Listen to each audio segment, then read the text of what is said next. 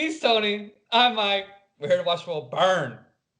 In this episode 24, we're doing 1976 Bad News Bears, released by Paramount Pictures. It had multiple sequels, actually. It had Bad News Bears, Breaking Training or some shit like that. And then Bad News Bears Go to Japan. And strangely enough, I didn't know this, also had a short-lived TV series from 79 and 80. There's like the 70s is chock full of this sort of thing. So it was not uncommon at all. It was, matter of fact, it was just kind of like if you had a movie and it did really well, eventually you're going to wind up on network TV. I don't know how to feel about that. I'm glad that trend is over with. Me too. Unfortunately, this thing also suffers from the reboot. And we had our 2005 reboot remake with Billy Bob Thornton. And if you want to talk about it, go ahead. The Bad News Bears reboot is comparable to other great cinematic reboots like RoboCop or Total Recall, in that they have the same title and they have a recognizable face as the lead, but they completely lose all the substance that made the originals great. Basically, it's Billy Bob Thornton is just doing Bad Santa again with the new Bad News Bears, and it deserved to bomb at the box office, which it justifiably did. It just don't work. Yeah, no, it doesn't. But this does. And the proof is in the box office. Had a budget of $9 million, which is probably quite a lot for back in '76. For a '70s film, it was a lot. But to be honest, it has a big cast, and Walter Matthau signed on for $750,000 and then a percentage of box office receipts, and a very young Tatum O'Neal was paid $350,000 and then a percentage of profits. So, and we'll know why. We'll get into why she was paid a good amount here in just a bit when we get into the cast. Okay. So anyways, so it's at a budget of $9 million, brought in $42 million. Yeah. Which was a good salary return. So, movie was directed by Michael Ritchie. He's actually had a pretty damn good career. The Candidate, The Island with Michael Caine, Dave Warner. One of my favorite horror comedies, Student Bodies, Fletch, Wildcats, another underdog sports movie. This one with Goldie Hawn. Well, let's not leave out his other great contribution to underdog sports movies, and that is Cool Runnings. Yeah. But unlike the completely fictitious Bad News Bears, it's all about the real-life Jamaican bobsled team. A little dramatized, but equally compelling and definitely as charming. So, yes, it is. And then we got our writer, Bill Lancaster, who only wrote 4 screenplays, but 3 of the 4 are fantastic. So first we have the Bad News Bears, of course, and then we have the Bad News Bears Go to Japan. But then we have 1982's The Thing and 1984's Firestarter. He didn't write a lot, but he wrote quality. Yes, he did. Yes, he did. And it explains why this film has, a pedigree. That's the best way I can say it. Yes. This movie has a pedigree of talent all the way down the roster. So now we can actually get into the cast, because it's a long cast, and there's stuff we need to say about all, not all these people, but a good chunk of them, especially the main cast. Walter Matthau as Morris Buttermaker, who plays the alcoholic former minor league pitcher turned pool cleaner turned coach again. Yeah. And yes, it's an absolute beautiful performance. Walter Matthau, he does the heavy lifting. He has the benefit of having a great supporting cast. But if it was not for his portrayal, if it wasn't just for him bringing his A game, this movie would have been a big, nothing. That's the best I can tell you on this one. Walter Matthau is absolutely wonderful in this role, and he earned his paycheck every step of the way. There is just this raw sincerity in everything that he does on this. and he can play those roles where he's kind of a dick, but he's a likable dick. He's charming. Even when he's despicable, he's charming. He's like Paul Newman. Him and Paul Newman have that same thing where Paul Newman can play a scumbag character, but he's strangely likable. Same thing, Walter Matthau.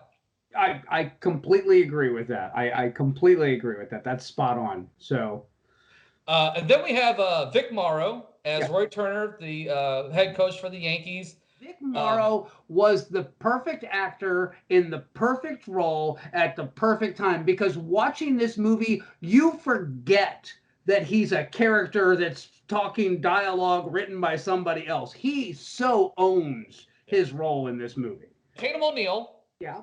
As Amanda, who is a 11-year-old pitcher who Buttermaker knows because he used to date her mother. Yes. And you find that out through the movie, and she's a outstanding pitcher. Tatum O'Neal is a strange one. She had a very promising early career. I mean, she won a Academy Award for Best Supporting Actress at 10. Wow. Yeah, for Paper Moon. Yeah. Yeah. And then she went on to do a bunch of movies in the fucking 70s.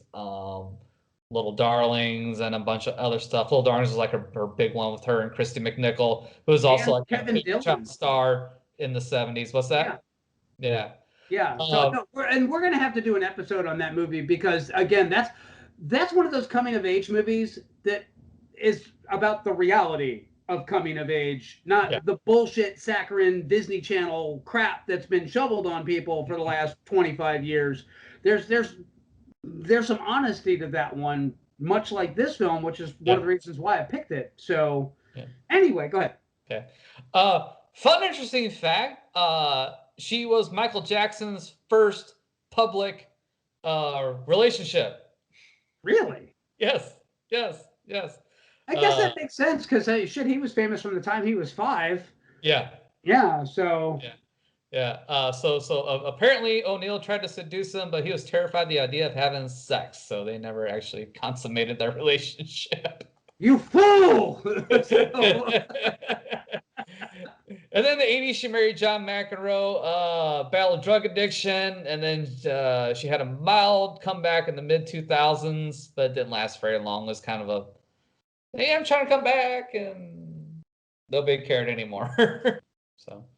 So then we have Jackie Earle Haley as Kelly Leak, who is the local troublemaker, the motorcycle riding, cigarette smoking, 12-year-old kid. Loan Shark. Don't forget Loan Shark. And Loan Shark. And ladies, man. He tries to pick up anything on 2 legs in this movie. It's quite funny. You miss 100% of the shots that you don't take, and that quote should be attributed to Kelly Leak. I love the scene. I think it's where he's in the dance studio. Yeah. And he walks up to one of the chicks and is like, yeah, I'm on the Bears. I bat 870 something average. I ride a Harley Davidson. He's like, Harley's, right? Harley's? That turn you on? I love that scene. And the best part about that scene, he delivers it like absolutely as it needed to be, but her reaction, she doesn't say a word, but that like, oh my God, this is really happening look on her face is so great. So so anyway, Jackie Earle Haley, who most of you probably know from The Watchmen as a first actor. That was his big comeback movie. He was a big young star for a very long time. He was in a lot of movies. I want to say he was in Breaking Away, which that was him as a teenager later on, and then he kind of like fell off after that. And I don't know the exact reasons why. I don't know if he just quit getting offered roles. I think it's kind of typecast, because I think he played the Kelly Leak character mostly through the 70s and early 80s. And probably after a while, those roles probably dried up. Not only that, but he was a much cuter kid. That he was a very gangly looking adult, and then on top of all that, he was super short. Yeah. To boot. If you're out there and you watch this, I love you. Do more movies. You're great. Keep doing you, man. So. All right. So we're gonna quickly burn through the rest of these because this is now like getting to like the actual team of the Bad News Bears.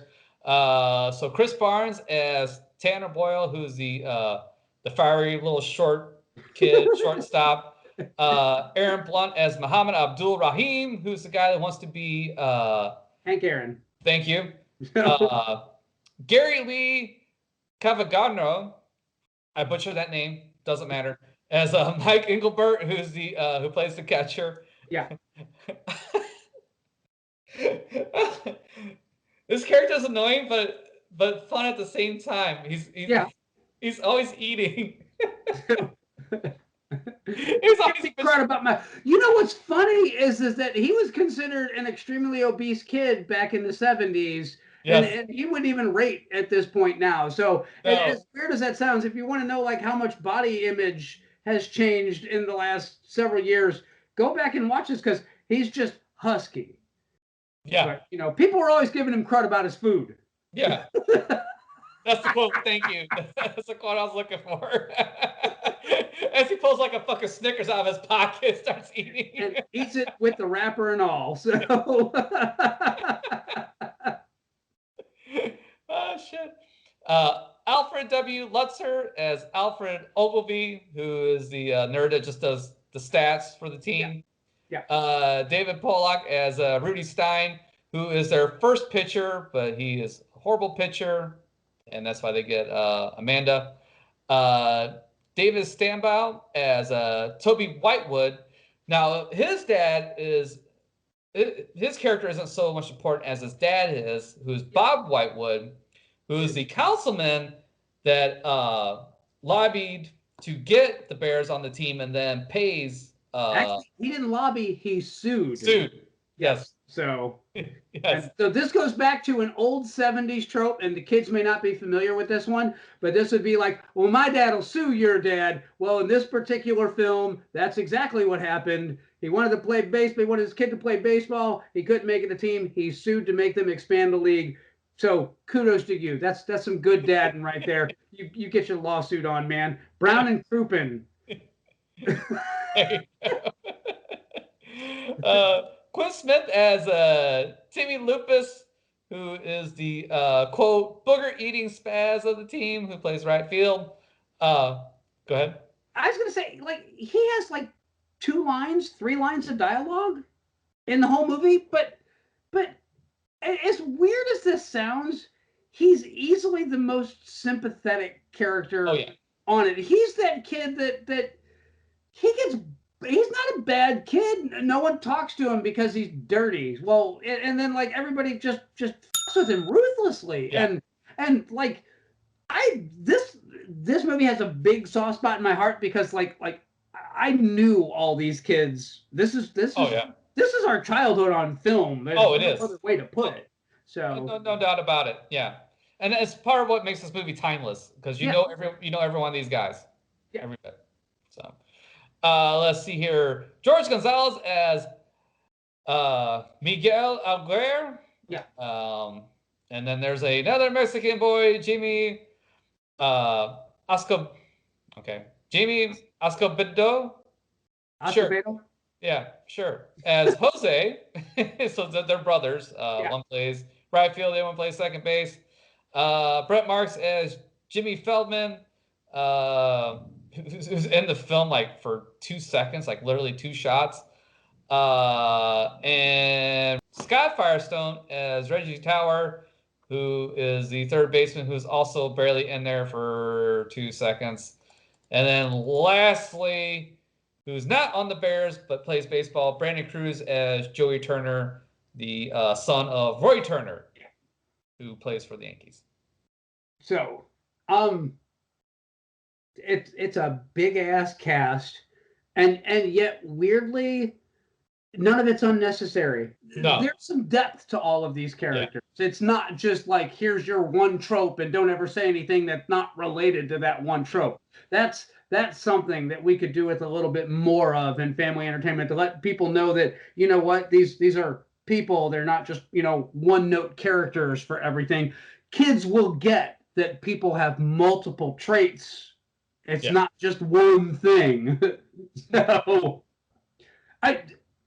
how deep do you want to go into this plot? That's my big question, because it's not an overly complex plot, but it is a very detail-oriented plot.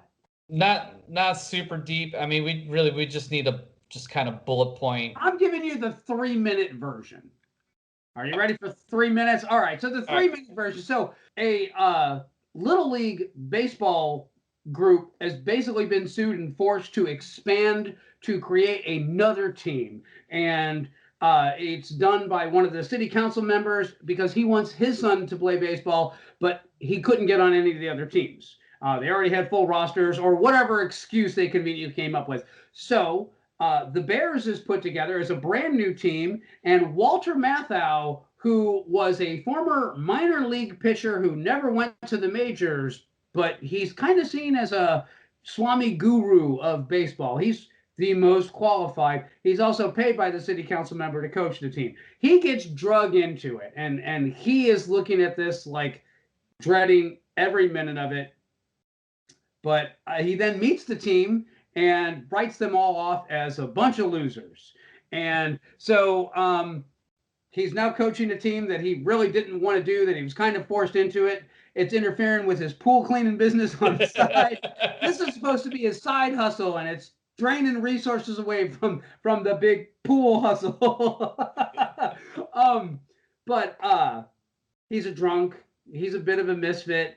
And he does absolutely very little coaching. As a matter of fact, he shows up, shows a couple pointers, and then sits around and drinks beer for the first couple of practices.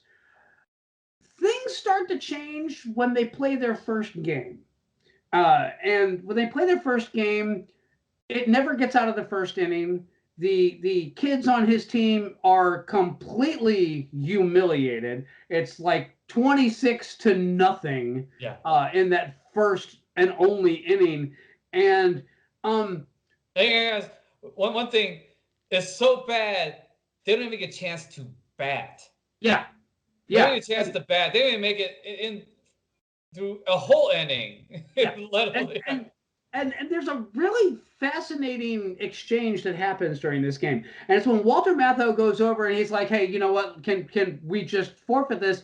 And Vic Morrow, who's been a jerk the whole time about, they don't belong in this league and we shouldn't have to expand to accommodate them. And hey, the sport's not for everybody. He's the guy that says, you know what? They're going to call the game in 15 minutes anyway. Let them finish this out, because then at least they're not quitters. And that kind of strikes a chord with Walter Matthau, Buttermaker. And that sticks with him. So he cleans his act up a little bit. I'm not going to tell you that he sobers up, but he cleans his act up a little bit. But here's the thing. Here's what really gets them to start cleaning up is when they come back for the next day for practice or whatever. Yeah. And you see Tanner, who the shortstop, who is beat up. He's got bruises on his face and stuff like that. It's like, well, what the hell happened to you? It's like, well, I had to, fight everybody who's, making fun of our team and basically giving a shit. And the whole team got a rash of shit the whole next day at school. Yeah. So they were absolutely humiliated. And then it carried on outside of baseball into their personal lives. So they came back like, this is bullshit. This sucks. And that's when Walter Matthau really gets that soft spot. It's like, all right, you guys really want to play. You really want to do this. Let's do it. Yeah, and I mean, originally they're like trying to hand him back his uniforms.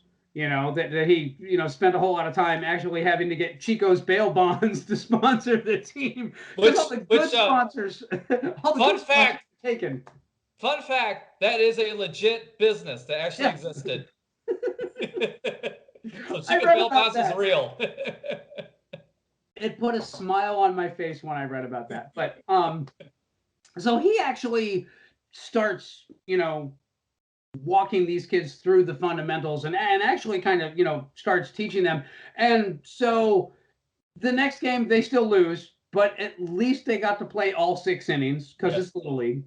And then they had some real improvement. They didn't do great, but then the game after that, they actually score some runs. And that's when Buttermaker really kind of takes his coaching mantle and he's like, you know what, let's go and find a pitcher. That's what we need. We need some pitching power here. And he goes and approaches Amanda, and she's the daughter of a former girlfriend of his, and he taught her this great pitch.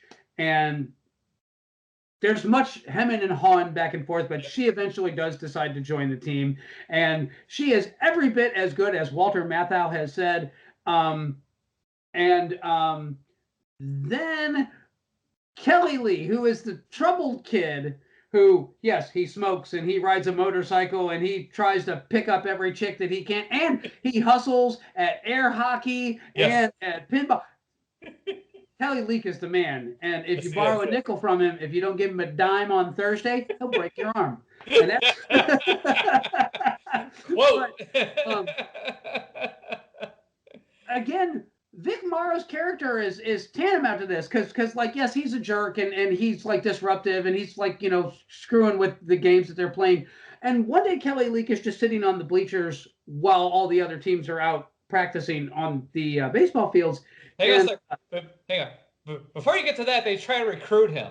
Yes. So Walter Matthau sends Amanda in to try to recruit him, and that's when you see him at the pool hall. He's playing air hockey, hustling the people and stuff.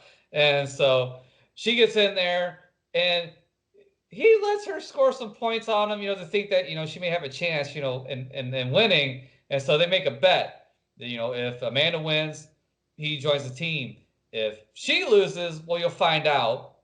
And she loses, and she goes out to the car, and then Buttermaker's like, well, how'd it go? It's like, well, not good. And then Kelly pulls up, it's like, pick up 8:30 Friday. See ya. And then it's like, well, what's 8:30? Oh, I gotta go to the Stones concert. Like, what? You can't be 10 years old, 12 years old, go to Stones concert? She's almost 12. Yeah. And she's gonna get her bra any day now. So anyways, after the unsuccessful recruitment... Actually, no, after the unsuccessful recruiting, he's there, he's hanging out. It's kind of implied that he's there to watch Amanda, because he actually is attracted to her. Yeah. I mean, she does qualify. She is female. She does move. He's hanging out in the field, and Roy walks up and basically tells him, get the hell out of here. And he's like, I can play better than anybody on any of these teams. To which Roy Turner says, well, it's too bad we're never going to know that because you don't play on any of these teams. Mm-hmm. So he gets on his bike and goes to leave, and then shows up on the field when the Bears are practicing and basically says, she's like, what changed your mind? And he's like, some asshole did. And that sums it up perfectly. That is the most honest piece of dialogue in cinema history right there. So Kelly is everything they hoped he would be. He's got an arm like a cannon. He is a hell of a batter. He'll just blast the shit out of anything that comes anywhere near him. Baseball, female, whatever.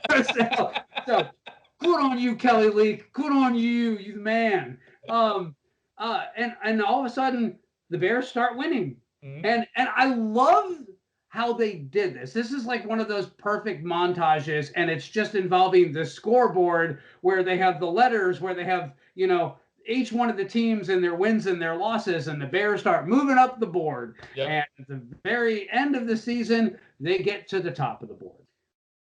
So it all boils down to, the Bears are facing off against, it's the Yankees is the other team, right? Yeah. It's the Yankees, and that's the team that's coached by Roy Turner. And the game gets really ugly. That's the best way I can say it. And it's one of those, like we talked about this a little bit earlier, where it's no longer about kids getting out there and getting to play the great American pastime and having fun and learning teamwork and blah, blah, blah. It's about two adult men that are basically pitting a bunch of kids against each other and then being real assholes about the whole thing. There's this early in the game, there's a bad call, and Walter Matthau, who has instructed kids to sacrifice their body and get hurt for the sake of winning the game, who has a 11-year-old girl who's basically he's having to soak her elbow in ice to keep the swelling down so she can continue to pitch in a little league game. And there's there's kids on the team that haven't played all season because they're just not good enough to play. He's got all these powerhouse players. Why put them on the field? This is about winning. And not only that, but he also has Kelly cover for the other outfielders. Yeah. He basically tells him any ball that he is near, go for it. Yeah. And that's just to make sure that they make it into the last game, to get out of the playoffs and get them into the championship. And there's some harsh truths in this movie, and that's one of the reasons I love it. But Walter Matthau has done all this shit. Buttermaker has made all of these compromises to get his team to win the big game. He's become obsessed with it. And he has this exchange with Roy Turner and calls him a pusshead and basically yells at the ump and says, if you're going to make calls like this all day, me and my team should just go home, at least give us a fair chance. Yeah. And on his way back to the dugout, he walks into the dugout. He sees the kids that are there, and it's Tanner who says, Coach, you got to take Amanda out of the game. Her arm's hurting really bad. And he's like, she'll be fine. You want to win, don't you? And he has that epiphany of, what the hell am I doing this?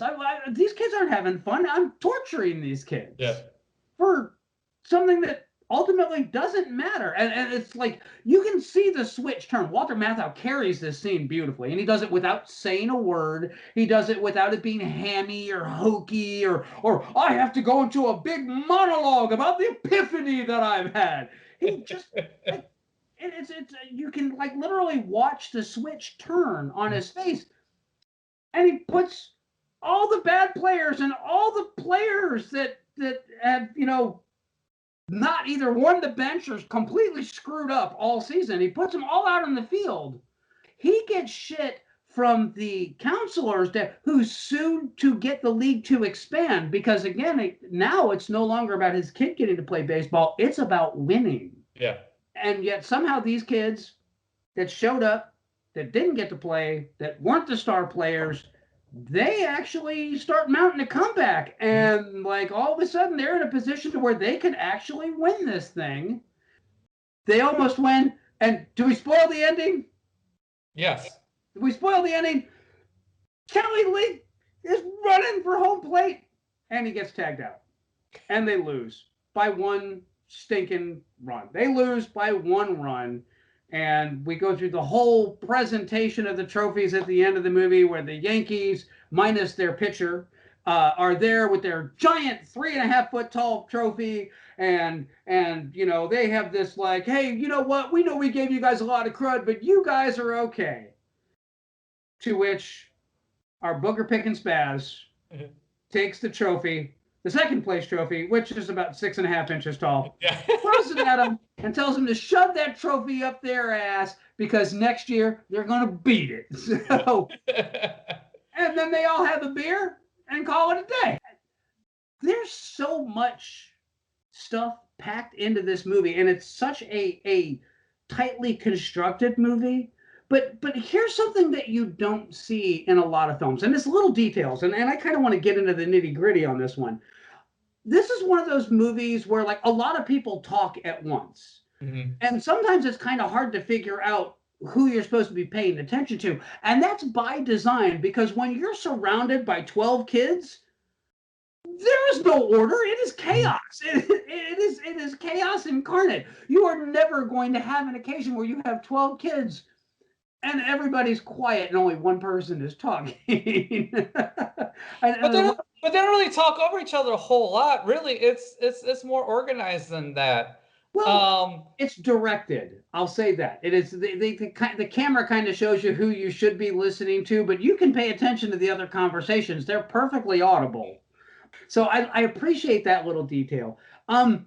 There's also the detail of Lupus, who's the booger, the booger eating spaz that they talk about. When Buttermaker is busy, like he takes the team out, they're supposed to be practicing, but what he's doing is having them clean pools for him while he's getting shit faced. Lupus actually makes him a martini, and he takes a sip, and he says, "Oh, that's excellent.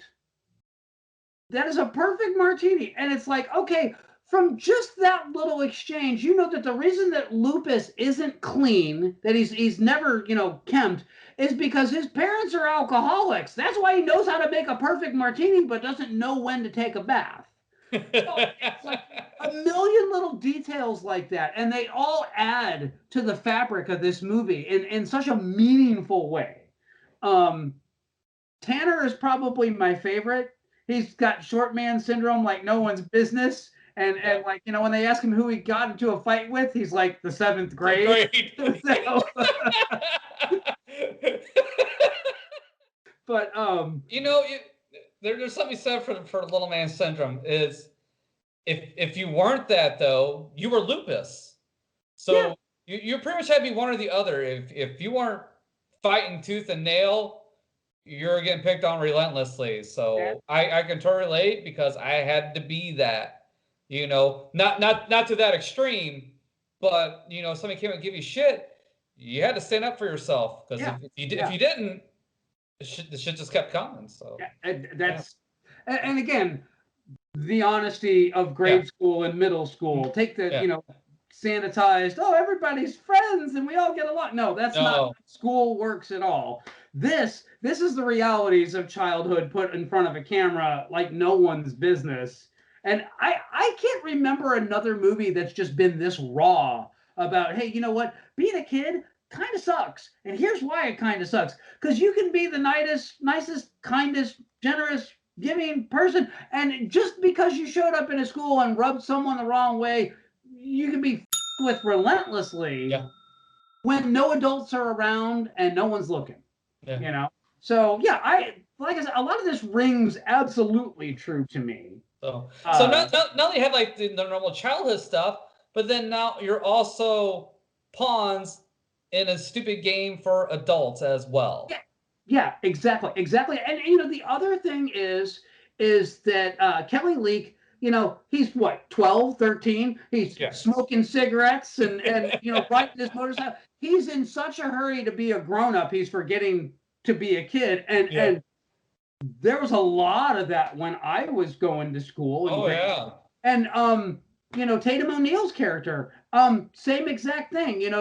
She's obsessed with getting a bunch of money together and getting her first bra and jeans and ballet lessons. She like can't wait to quit being a kid. So if you want to know why teenagers in the 70s look like 30-somethings today, it's because they willed it. They didn't want to be teenagers. So we didn't have the Disney Channel. We knew that the thing about being a teenager was you survive it and then move on with the good parts. So but then you got the very accurate, interpersonal relationships too. We got Amanda who is without a dad, and Buttermaker was the closest thing she had to a dad, and she is trying to latch on him hardcore. And he's not having it at first because he's still a very selfish person. She originally, she is trying to get her mom and Buttermaker reacquainted again. And she's setting up a big date and dinner and going out to the movies. And he's just kind of nonchalantly like, yeah, sure, we can do that. Yeah, the whole team, we'll go out, we'll have burgers or pizza or something. And she's like, no, just me, you, and my mom, and you can't cry broke because I'm going to pay for everything. And it's kind of at that point where it's like, you know what? That's not the kind of relationship we have. You're a ball player on my team. He has that snappy moment. She runs out on the baseball field and she's crying, and you can clearly see that she's crying. But then they cut back to Walter Matthau, and he's in the dugout, and what you can actually see is that he's crying too. Oh, I missed that. Yes, yes, and I never noticed that until I rewatched it to do this review. It is such a subtle little beautiful detail, and again, it's so authentic and sincere, and it just works. If the Bears had won at the end of this would be a lesser movie for it. Yes, I agree. Because that's exactly counterintuitive to the point that this whole movie is trying to make. Yes, it's a sport. Yes, it's a team thing. Yes, it's supposed to be fun. Yes, some competition is healthy. Some. But when you start obsessing about this shit, and the adults start obsessing about this shit, and kids are getting hurt, lean into a pitch. You, I ain't leaning into nothing. I don't give a shit. Oh, well, just turn your head, just let it hit you, just take it in the body and take your base. Yeah. For a little league? No. I don't think I need to. I'm passionate about this movie. I genuinely love this movie. And to be honest, this is genuinely a great movie. And not just a great family movie. It's a great movie. So everything about this just tracks. It's all good. And yet you could never make a movie like this today because it's so honest with its portrayal of what it's like to be 11, 12, 13, that they actually show kids smoking and using foul language and flipping each other off and doing stuff that's unsightly. Now, you could never get away with doing this with a cast of characters this young in a movie now. And what's even worse is if you made this movie now, it would be a hard R. Because you're showing children doing untoward things. But I don't know, it'd be a hard R. It'd probably still be a PG-13 because I don't think they say in it. No, but they do show a Kelly Leak smoking. You would never see that you would never see a child that young as a character smoking. And yet, you know what? I hate to break it to you, mom and dad, your kids know somebody like Kelly Leak. They go to school with someone like Kelly Leak. They know that kid that got suspended because he was out by the playground smoking and got busted by a teacher. And where did he get cigarettes? Oh, he stole them from his mom and dad. Yeah. I'd like to see a modern equivalent of this. I would like to see a movie that's this honest with the realities of childhood again, because there's some value to letting other kids know, you know what? No, you're not the weird one, and there are other kids like this out there, and there are other kids that have the same kind of shit that they're dealing with, and that's okay. Your life shouldn't look like a Disney program. No, yeah, you're absolutely right. Yeah, no, this is it's a timeless classic. Absolutely. There's absolutely nothing I could pick apart about this movie. I mean, everything's here that needs to be here. The acting's great. For everybody, the kids, the parents, the interactions are 100% genuine, real life. And yeah, it's a perfect encapsulation of our childhood in the late 70s, 80s, and really into the early 90s even. It really didn't change a whole heck of a lot. To be honest with you, it really wasn't until the internet came around where things started to kind of change a little bit, and people kind of got more parents got a little more helicoptery. Yes, thank you. With their kids and stuff, man. Because you could be out running the streets, all day and night. Just when the street light comes on, come in. And most of the time, when you're older, that didn't matter either. Just be home before 9 or 10 or whatever your curfew was. I was gonna say it's the cell phone nowadays. With like the invention of the cell phone and the fact that the reason that all these kids have cell phones is so their parents can track them wherever they are all the time. The very definition of helicopter parenting. It's one of the reasons why my kids did not get cell phones until they were 18. So I wanted to respect their You know, if they're gone, I can trust them. Well, you know what? I don't need to trust them. What are they going to get up to that I didn't get up to already? All right, I'm just going to say it out loud. So yeah, when you give your kids a cell phone, you ain't doing them no favors. Give them a little distance, give them a little privacy, let them figure out some shit on their own, like we did. Yeah. It's not a terrible thing. No, and you're not a parent for giving your kids some space to actually figure out how to be an adult. But don't start smoking at 12 either. So, anything else? Any other thoughts on the Bad News Bears? No. Watch it. Show your kids. Watch it for yourself too. I mean, if you don't have kids or they're gone or whatever, you can watch it yourself. It's still a great movie. But definitely, absolutely, show your kids. Show them what kids were like back in the day. Maybe remind yourself of what you were like back in the day. Be honest with yourself about some shit. This is truly one of the greatest baseball movies ever made, bar none. And it's great. It's 1,000,000% relatable, and you don't gotta build a baseball field in your corn. It's not mythic. It's not epic. It's not about a giant who's a legend that's larger than. It's about a bunch of suburban kids just like you playing baseball just like you. And that's what's great about it.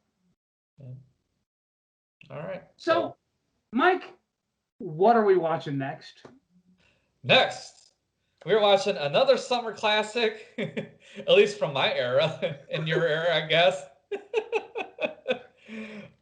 What year did it come out? It doesn't matter. Summer School with your favorite, apparently, Mark Harmon, Kirstie Alley, but it's another summer story about misfit kids with a very reluctant teacher that doesn't want to teach anybody anything, but yet ends up giving a helping the kids out and ends up in a happy, feel-good ending.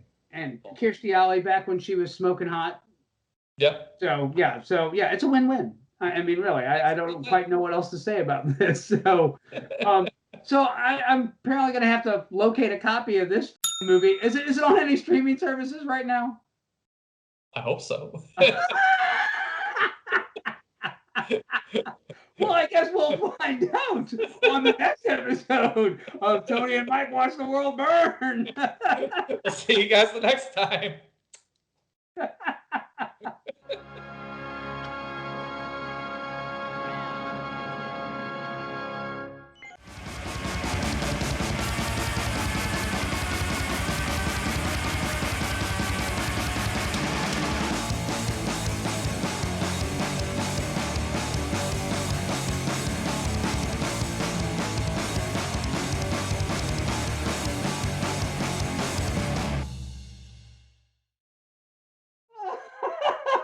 I got a feeling we hit the high seas, Captain. Oh, that's priceless. So we don't know where you can watch it, but good luck to you. So.